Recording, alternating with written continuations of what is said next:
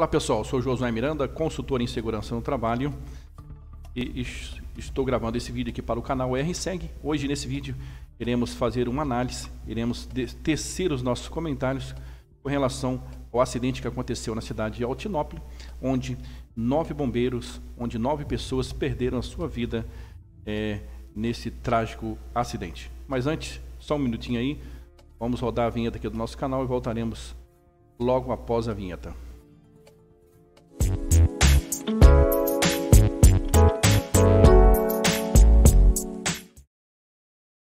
Bom, já estamos de volta. Peço a você que inscreva-se no nosso canal, se você não é inscrito. Também deixe o seu like. Não deixe de deixar também lá o seu comentário, o que você achou do vídeo. E, importante, compartilhe esse vídeo nas suas redes sociais com seus amigos, para que mais pessoas possam ter acesso ao nosso conteúdo e que o canal possa crescer e possamos aqui cada vez mais e mais trazer conteúdos de mais qualidade, conteúdos de prevenção para você aqui no canal RSEG, ok? Então, como eu disse, com relação a esse acidente, vamos estar tecendo nossos comentários e já começo a dizer, aquela grande pergunta, todo mundo diz assim, foi um acidente, né? E aí, o que você diz? O que você tem a dizer? Você acha que foi uma fatalidade? Era o dia daquelas pessoas, era o dia deles, eles estavam no momento errado, né? No lugar errado e no momento errado, por isso aconteceu aquele desmoronamento, estava previsto para isso acontecer com eles, estava traçado em seus destinos. O que você tem a dizer com relação a isso?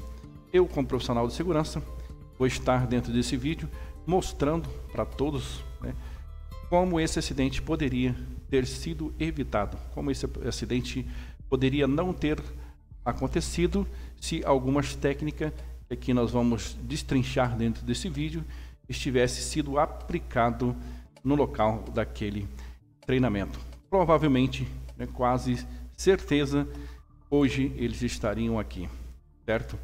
Então, para começar, vamos começar aqui com a reportagem. Lembrando, esse vídeo é apenas a minha opinião, é apenas o meu comentário, o meu ponto de vista, o meu comentário técnico. Sempre gravo os vídeos com relação, sempre quando tem acidente, já gravei em outros vídeos com relação de outros acidentes, deixando o comentário técnico, um comentário voltado aí na área de prevenção, mais um comentário, mais uma medida corretiva, porque lá nesse caso se perdeu a prevenção, então foi perdido, não foi adotado talvez a medida preventiva.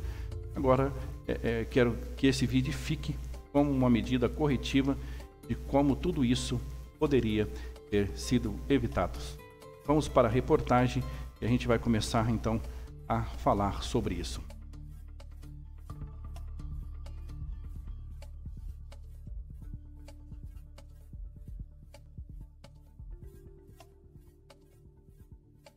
Bom, pessoal, aqui é o seguinte, na reportagem traz assim, esse é uma reportagem do portal G1, gruta onde 9 bombeiros civis morreram passa por perícia nesta segunda-feira em Altinópolis, São Paulo. O trabalho de resgate das vítimas soterradas foi concluído na noite deste domingo 31. Um acidente durante um treinamento em caverna deixou 10 vítimas presas e uma delas sobreviveu. O tenente-coronel da Polícia Militar, coordenador regional da Defesa Civil, Rodrigo Quintino, disse nesta segunda-feira que a análise feita pela Polícia Técnica Científica na Gruta Duas Bocas no domingo 31 em Altinópolis é suficiente para avaliar o que teria causado o desabamento. 9 bombeiros civis morreram no desmoronamento. Inicialmente, a Polícia Militar informou que a perícia iniciada no domingo após o acidente teria continuidade nesta segunda-feira. Em nota, a Secretaria de Segurança Pública informou que a equipe do núcleo do Instituto Criminalística de Ribeirão Preto esteve no local e fez a perícia na entrada da gruta. No entanto, não foi possível acessar o interior por causa da instabilidade do solo e dos riscos de novos desabamentos. Ainda de acordo com a Secretaria, a equipe da perícia aguarda melhores condições do solo para dar continuidade ao trabalho. Aqui nós temos uma foto aí ali do momento do resgate dessas vítimas, destes bombeiros, né? Então, 9 bombeiros morreram soterrados nessa gruta, no interior de São Paulo. Resgate. O trabalho de retirada nos últimos 4 corpos do local, o desabamento foi concluído no fim da noite deste domingo 31.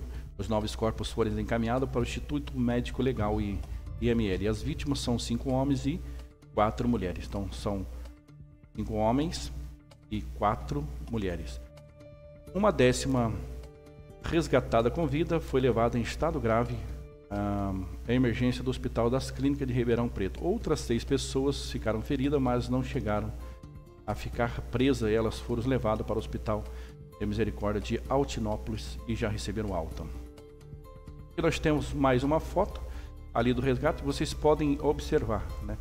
Olha bem pela a estrutura dessa caverna, o tipo de rocha, porque nós vamos também, dentro do vídeo aqui, estar comentando um pouquinho, falando sobre esse tipo de rocha, sobre esse tipo de material, trazendo um pouquinho mais de informação para todos que ficarem aqui acompanhando esse vídeo até o fim. Certo? Você pode ver que os bombeiros, então, eles montam aqui um sistema, tipo um escoramento do teto, né, da caverna, né, para ter um mínimo de segurança ali, para eles tentarem adentrar ali na entrada dessa caverna. Então, você vê vários fragmentos, né, rocha aqui, que foram desprendidas praticamente do teto da caverna. Um posto de comando unificado foi montado no local para auxiliar os trabalhadores na gruta Duas Bocas, que fica perto da gruta Itambé, conhecido ponto turístico da cidade. A corporação encerrou as buscas por volta das 19 horas e deixou o local por volta das 23 horas. A chuva forte que atinge a região desde a tarde de sábado dificultou o trabalho da equipe de resgate. Então, estava chovendo. Nós temos mais uma foto, né, do bombeiro no processo aqui de escavação. Então, aqui traz um subtítulo: o teto desabou durante o treinamento. O desmoronamento aconteceu por volta de 1 hora de domingo. De acordo com o Corpo de Bombeiro, 28 bombeiros civis e instrutores faziam treinamento no interior da gruta, quando o teto da caverna desabou, deixando parte do grupo retido. A atividade era promovida por uma escola especializada. Segundo a professora Cristina Trifone, mãe do instrutor Rodrigo Trifone, acho que parece, se eu não me engano, também foi vítima, né, desse acidente. O grupo pai, então, passaria a noite como parte do treinamento. O filho dela, de 32 anos, é uma das vítimas. Por volta das 9h45, o Corpo de Bombeiro informou que a primeira vítima foi retirada com vida do local. De acordo com a corporação, colapsou e havia risco de novo desmoronamento. Foi preciso, então, escorar a área para que o trabalho de resgate seja feito de forma segura. Então, nós temos aqui mais uma foto na entrada praticamente dessa caverna, né? Aqui já podemos ver já uma parte com terra, desmoronamento, né? O helicóptero Águia da Polícia Militar auxiliou no transporte dos bombeiros e socorristas na entrada da caverna da gruta. Em nota, o governo do estado informou que uma força-tarefa montada no local, especialista em resgate técnicos da Coordenadoria Estadual de Defesa Civil e um geólogo do Instituto de Pesquisas Tecnológicas, IPT, foram levados helicópteros a Altinópolis para reforçar o trabalho. A Defesa Civil aqui traz uma informação importante, olha aqui. A Defesa Civil e Corpo de Bombeiro informaram que não foi comunicado anteriormente sobre a realização do treinamento. Alguns pontos a gente já começa a grifar aqui e anotar isso para a gente entrar mais para o final do vídeo. Nós vamos chegar então na análise de como esse acidente poderia ter sido evitado. Então aqui tivemos uma análise, né, de como esse acidente já fizemos a primeira parte da análise, que é a primeira parte nós pegamos a reportagem, aí começamos a entender mais ou menos a dinâmica de tudo que ali aconteceu, e agora sim, agora vamos tecer os nossos comentários relacionado, voltado em cima dessa reportagem, das informações que nós temos. Então, vamos estar fazendo uns comentários em cima de reportagem, em cima de informações que são repassadas pela mídia. Bom, agora é o seguinte, vamos conversar um pouco aqui Agora, nesse vídeo, vamos falar sobre o quê? Sobre esse tipo de rocha. Então, isso é a primeira parte da nossa análise. Então, vamos entender que tipo de rocha, que rocha era essa dessa gruta que desabou nessa cidade lá, na cidade de Altinópolis. Então, é o seguinte, vamos estar falando aqui, essa é um tipo de rocha, são rochas conhecidas como rochas sedimentares. Tudo indica que seja essas rochas, pelas fotos, pelo que nós analisamos, características 100%, 90%, vamos dizer assim, de ser rochas sedimentares. Se for sedimentares, então, como é que funciona? Qual é a formação dessas rochas? Então, aqui, são rochas que formam na superfície da crosta terrestre, sob temperatura e pressão relativamente baixa. Pela desagregação das rochas pré-existentes, seguida de transporte de deposição de detritos ou menos comumente por articulação química. Conforme a natureza desses materiais podem ser detritas ou não detritas.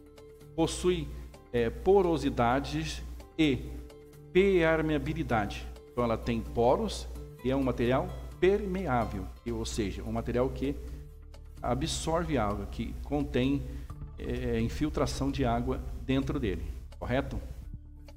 Uma marcante estratificação e baixa resistência mecânica. São muito difíceis de polir e pode conter fósseis. As camadas de rochas sedimentares podem totalizar vários quilômetros de espessura. Então, isso aqui é um pequeno resumo. Estamos mostrando aqui nessas imagens. Podem ver mais ou menos, eu coloquei umas fotos, peguei algumas fotos que são de rochas sedimentares. Coloquei algumas fotos ali desta gruta, fazendo essa comparação, essa analogia. Se a gente for ver, as imagens são praticamente idênticas, né? São iguais, o tipo de material. Então, nesse pequeno resumo, nós começamos a entender o quê? Que tipo de material é esse? Então, nós podemos citar alguns pontos-chave com relação a esse tipo de rocha para nós, para quem não entende de rocha. Eu digo assim, eu não entendo muito, porque a minha área é mais voltada à área prevencionista, mas trabalho muito na parte de construção civil. Então, converso muito com os colegas profissionais da área, engenheiro civil, principalmente tem contato direto, eles já têm um estudo voltado em cima disso, são já maiores conhecedores de tipo de rocha, de tipos de solos que existem. Mas podemos dizer aqui alguns pontos-chave, então, que ela possui o quê? Isso aqui é um ponto importante, porosidade e permeabilidade. Não tem poros e é um material que absorve água e tem infiltração de água, certo? Outra coisa, outros pontos-chave é o que? Baixa resistência mecânica. Então, nós podemos anotar esses os pontos-chave do material. Então, o material que é impermeável, é um material que tem porosidade, um material que tem baixa resistência mecânica, certo? Por que eu estou falando isso? Por que tem a ver isso? Tem a ver porque nós vamos chegar agora na próxima etapa aqui do vídeo, vamos estar agora destrinchando, falando sobre o que poderia ter sido feito. Simplesmente uma análise de risco, e nós vamos chegar nessa análise de risco aqui para explicar para vocês, todos vão entender e vão concordar comigo, né, que esse acidente não foi uma fatalidade. Enfim, agora é o seguinte, agora eu falei dos tipos de rocha, nós vamos falar agora do que o bombeiro, todo bombeiro civil, isso já quando o bombeiro está atuando na questão do resgate às vítimas, a primeiro socorro. Então, todo bombeiro,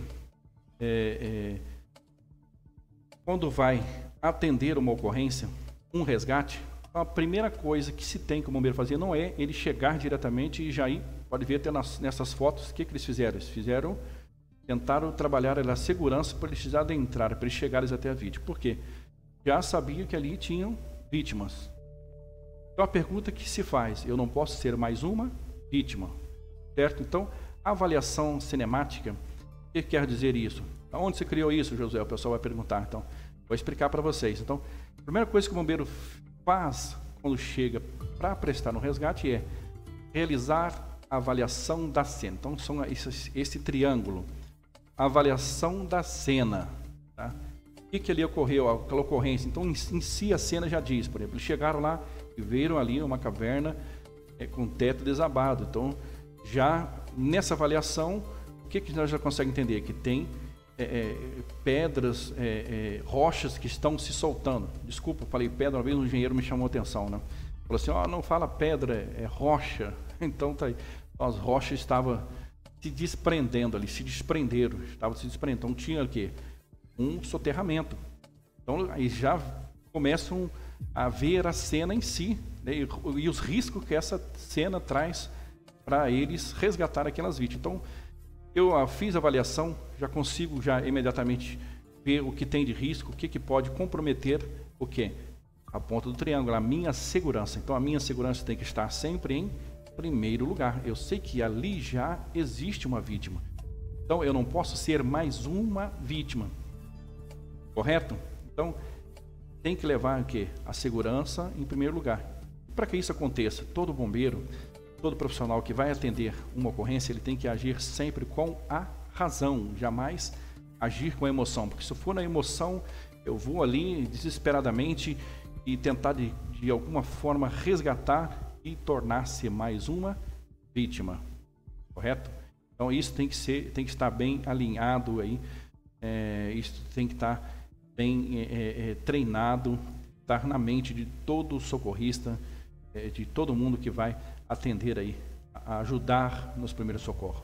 Aí sim, tem segurança, então eu vou partir para os cuidados com a vítima, cuidar da vítima. Aí, primeiros passos, levantar o quê? Ver se a vítima está consciente ou se ela está inconsciente, ver se os seus sinais vitais, se ela respira, né? Se ela tem pulso, então, tudo isso, se tem batimentos cardíacos, então, tudo isso aí são técnicas, bombeiros, todo mundo já sabe. Então, a primeira coisa, a vítima está consciente, está inconsciente, ela respira, ela tem pulso, como é que está essa pessoa? Dá para preservar a vítima no local ou não? Eu tenho que retirar imediatamente, certo? Então, isso o bombeiro vai decidir ali, né, o socorrista, na hora de atender as suas vítimas. Então, isso daí é importante, todo bombeiro, todo mundo aprende isso daí, certo? Bom, enfim, então eu estou dizendo aqui, são a primeira técnica que vai já o quê? Fazer com que o bombeiro preserve a sua integridade física. Então, ele tem que priorizar, primeiramente, a sua segurança. Isso não pode abrir mão disso daí, certo? Agora é o seguinte, por que esse acidente? Porque como esse acidente poderia ter sido evitado? Sim. Poderia? Poderia. Foi uma fatalidade? Não foi. Eu vou dizer, como profissional de segurança, não acredito que foi uma fatalidade, que foi o dia das pessoas, que estava no destino, tudo isso iria acontecer. Não, não iria. Então, se nós tivéssemos adotado, se eles tivessem ali adotado a técnica de análise de risco, mas muitos vão dizer, Josué, mas eu vou fazer uma análise de risco para um treinamento? Sim, por que não fazer? Treinamentos podemos caracterizar como uma atividade laboral, certo? Não era uma atividade esportiva. Estava em treinamento, é uma profissão, né? Esse treinamento e todas as tarefas, tudo que eu vou trabalhar, tudo que fala em atividade laboral, é obrigatório ter uma análise preliminar de risco. Isso está lá dentro das NR, das normas regulamentadoras. Ela exige que a empresa forneça segurança para os seus colaboradores, para os seus funcionários. Ela é obrigada a fazer com que aconteça segurança. Isso existe várias avaliações. Uma das técnicas de avaliação de risco e de prevenção de acidente, que é usada em todas as empresas, qualquer empresa, toda empresa usa, é análise preliminar de risco. Se tivesse tido esse documento, com certeza, hoje, essas pessoas estariam vivas. Então, vamos partir para essa análise.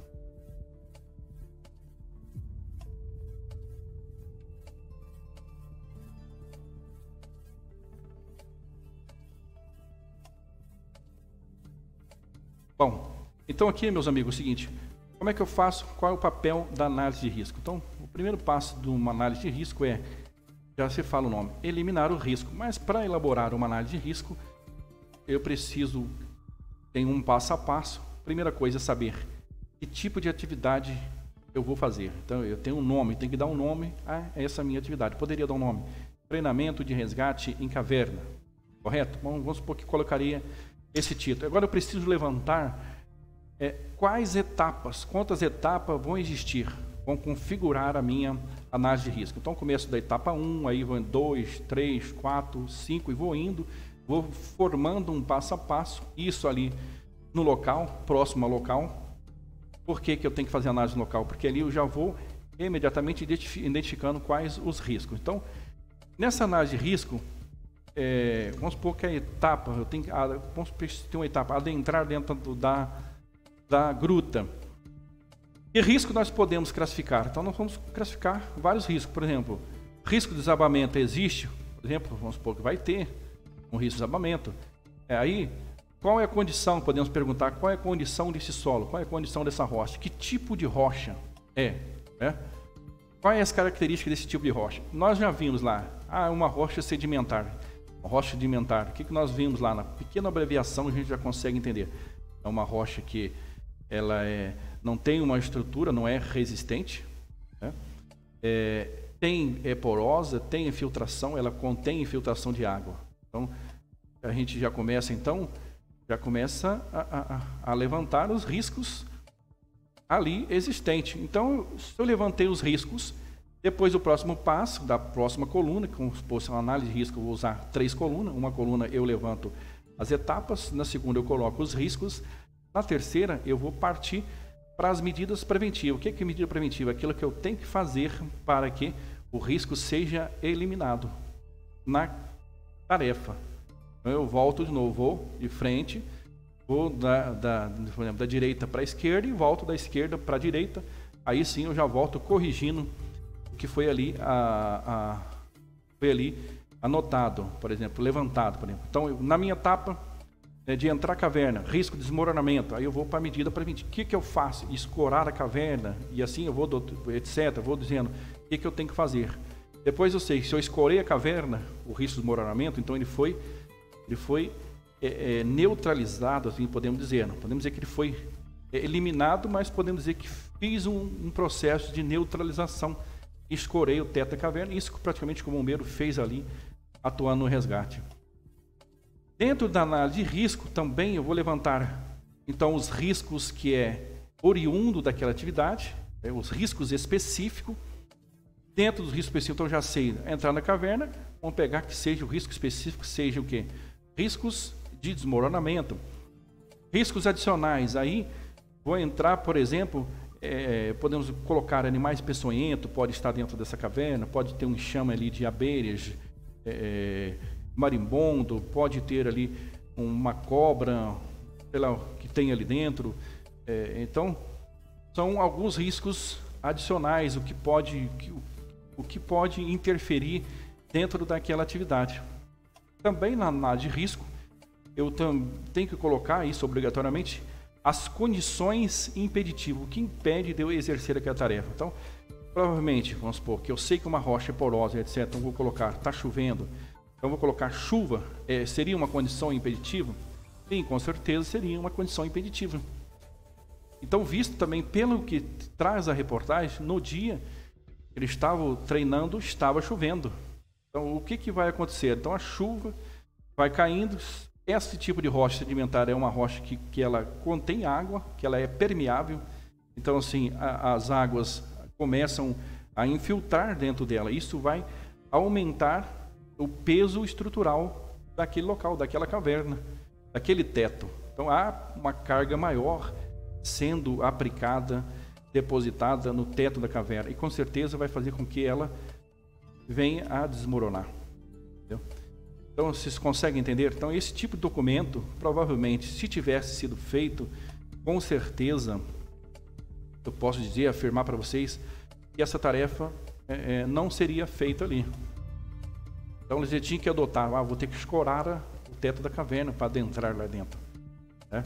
Então, seria praticamente inviável praticar esse tipo de treinamento. Eu não estou levando isso para uma atividade laboral.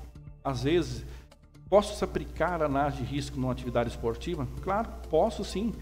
Acho que deveriam todos aplicar análise de risco também na atividade esportiva, porque se nós fizéssemos isso, com certeza, nós estaríamos trabalhando na prevenção para evitar que o acidente aconteça, certo? Então, todos os riscos é possível ser eliminado. Então, eles conseguem entender? Então, aqui nós temos a eliminação do risco. Quando eu não consigo eliminar, eu vou para a substituição, que podemos dizer a neutralização. Por exemplo, eu não consigo eliminar o risco de desmoronamento, mas eu vou substituir colocando escoramento, então eu vou estar substituindo. Controles de engenharia, por exemplo, isolar pessoas dos riscos e etc., né? Não adentrar ali naquele local, avaliar bem o solo, trazer pessoas envolvidas, pessoas de conhecimentos técnicos, podia levar para um geólogo, vamos levar um engenheiro civil, olha, vamos estar fazendo um treinamento em tal lugar, eu quero que você me traz uma análise da estrutura, aquela caverna, ela é segura para entrar com as pessoas lá dentro, sim ou não? Então, você começa a levantar, fazer questionário, começa a obter informações que vai, no final, dizer se iremos ou não adentrar a caverna, se iremos fazer ou não, executar ou não a tarefa. Hoje, assim, eu falo, nas grandes empresas já trabalham sempre, isso é muito trabalhado na mente dos trabalhadores. Falam, olha, se não for seguro, não faça, se não tiver segurança, não faça. Mas isso não pode ser da boca para fora, isso tem que estar no sangue das pessoas. As pessoas têm que ter isso em mente, que realmente eu não posso fazer nada que não tem segurança, porque quando eu faço, eu jogo na sorte. Quando jogo na sorte, quando jogamos na sorte, o preço que se tem a pagar é muito alto. Provavelmente houve essa falha dessa equipe ou da empresa que ele estava. Não quero deixar aqui um julgamento, tá? Até porque isso vai ser investigado pela Polícia Civil, pelo Ministério Público, pelo Ministério do Trabalho. Com certeza vão ali abrir uma investigação. Tem ali a Defesa Civil também que vai fazer a sua investigação. Uma coisa, um ponto-chave que traz na reportagem, é que a própria Defesa Civil, ela já alega que não foi comunicado da atividade naquele local. Talvez se tivesse sido comunicado, se tivesse sido, talvez se eles fossem avaliar, com certeza eles não recomendariam que adentrasse naquele dia, principalmente dentro da caverna, por estar com chuva, sabendo que a chuva vai trazer uma carga estrutural maior para o teto daquela caverna e a probabilidade dela desabar ainda se tornaria, e como se tornou ainda muito maior.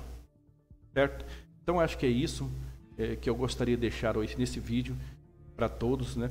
Aí a gente vem métodos de trabalho, proteger o trabalhador, o EPI. No caso ali, o EPI não resolveu em nada, né?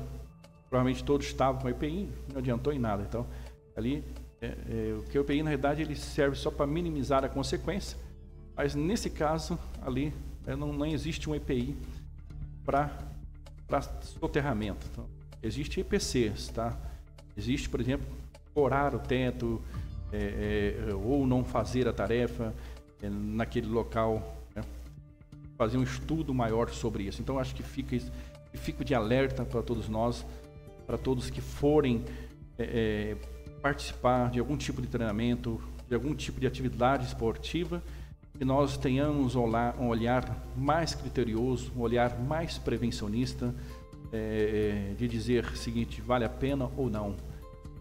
Será que é confiável ou não é confiável? Então, se você ficar em dúvida, eu recomendo, não faça. Na dúvida, não faça. Se não tiver segurança, não faça, tá?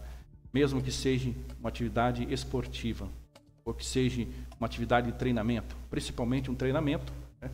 Precisa que a segurança ali das pessoas seja garantida. Então, não posso dizer que foi uma fatalidade, certo? Então é isso, eu vou ficando por aqui. Espero que vocês tenham gostado do vídeo, tenha conseguido entender essa análise. Então esse é o meu ponto de vista de um olhar prevencionista, como profissional da área de segurança e saúde no trabalho. Digo para vocês né, que se tivesse adotado ali essa técnica de análise de risco, importante aí exaltar aí, então, a importância de se ter essa técnica, de se aplicar análise de risco em qualquer coisa que você vai fazer. Posso aplicar análise também na atividade esportiva, por que não? Então, se nós fizéssemos isso, fizesse essas perguntas, se envolvesse pessoas e perguntasse se vale a pena ou não, valeria a pena, né? Então, eu posso dizer que essas pessoas, esses bombeiros, essas novas pessoas, poderiam estar vivos. Sim, então não podemos admitir, não podemos dizer que foi uma fatalidade, porque sabemos que poderia sim ter sido evitado esse acidente. Essas pessoas poderiam sim estar vivos junto com seus familiares no dia. Ok? Então é isso. Quero também aqui, finalizando esse vídeo, solidarizar todas as famílias enlutadas, que Deus possa confortar a dor da perda desses familiares que partiram, né, muitos jovens, né, alguns bem jovens. É muito triste, infelizmente, não tem mais o que se fazer. Nesse caso ali, já aconteceu. Então eu quis trazer esse vídeo, trazer isso daqui para que quem assistir esse vídeo possa então nascer, né, um olhar mais prevencionista, mais criterioso e dizer vale a pena ou não. Então, seja prevencionista em tudo que você for fazer, coloque sempre a segurança realmente em primeiro lugar. Ok?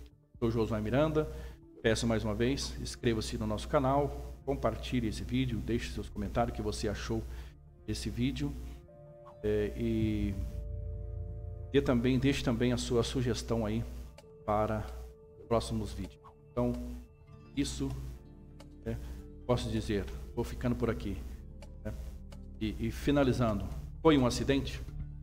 Então tá aí o título do vídeo, foi um acidente? Na verdade, foi um acidente, mas não foi uma fatalidade. Não foi uma fatalidade. Ok?